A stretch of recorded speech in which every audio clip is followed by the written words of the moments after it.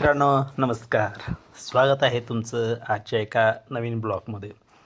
तर चला बघूया आज काय केलं. तर आज तिकडचं जे एक नवीन शेत घेतलं होतं मित्रांनो, ह्या शेतामध्ये रान तयार करून ठेवलेलं होतं, पण पाऊस काय नव्हता त्यामुळं पेरणी मात्र खोळंबलेली होती. तशी तिथं एक बोर आहे, परंतु अजून आम्ही पाण्याची तिथं काय व्यवस्था केलेली नव्हती. म्हटलं पावसाच्या जीवावर काहीतरी करावं, पण म्हणावं तसा पाऊस नव्हता. मग त्यानंतर मध्यंतरी थोडंसं झिरमट झालेलं होतं, किरकोळ थोडासा स्वरूपात झालेला होता. त्याच्यावरतीच आता ही आम्ही पेरणी केलेली आहे. तरी तर मी तर खरंच रिस्क घेतलेली आहे, कारण तिथं कोणतीही पाण्याची व्यवस्था नसताना पेरणी केलेली आहे. चला काय होईल ते होईल, पाऊस पडो न पडो काहीतरी होईल म्हणून थोडीफार मी तिथं बाजरी करण्याचा निर्णय घेतला. त्यामुळं आज तिथली पेरणी करून घेतली, कारण कमी पावसावरती यावी अशा पद्धतीने ती करून घेतलं.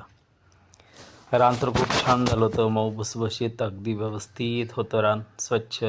अगदी उन्हाळ्यात तयार करून घेतलं होतं, त्यानंतर रोटर मारून घेतलं होतं, त्यामुळे अगदी व्यवस्थित होतं, काय अडचण आली नाही.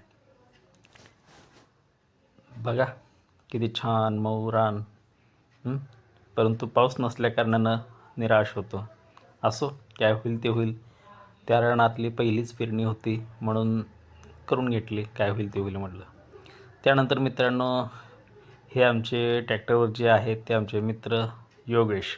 याचं एक वैशिष्ट्य सांगतो मित्रांनो, हा आहे डॉक्टर. तसा डॉक्टर नव्हे, तर हा PhD धारक शेतकरी आहे. चला त्यानंतर मी आलो घरी बघतोय तर मस्तपैकी चुलीवरती थालीपीठ बनवण्याचा कार्यक्रम चालू होता. हा हा हा म्हटलं बरं वाटलं. चला मस्तपैकी आज थालीपीठ आणि दही याच्यावर ताव मारायचं आहे. वा म्हटलं बरं झालं. छानपैकी इकडं चूल पेटवलेली होती आणि चुलीवर असा छानसा कार्यक्रम चालू होता.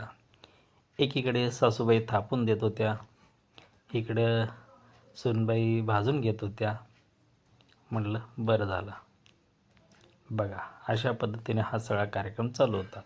पोरांचं काय हो, इकडं तव्यातनं काढलं की ताटातच मस्तपैकी दही आणि थालीपीठ. त्यानंतर मी पण म्हटलं बघाव, टेस्ट करून. चला हा छान वाटलं. बघा आजचं कसं वाटलं ब्लॉग मला सांगा. धन्यवाद.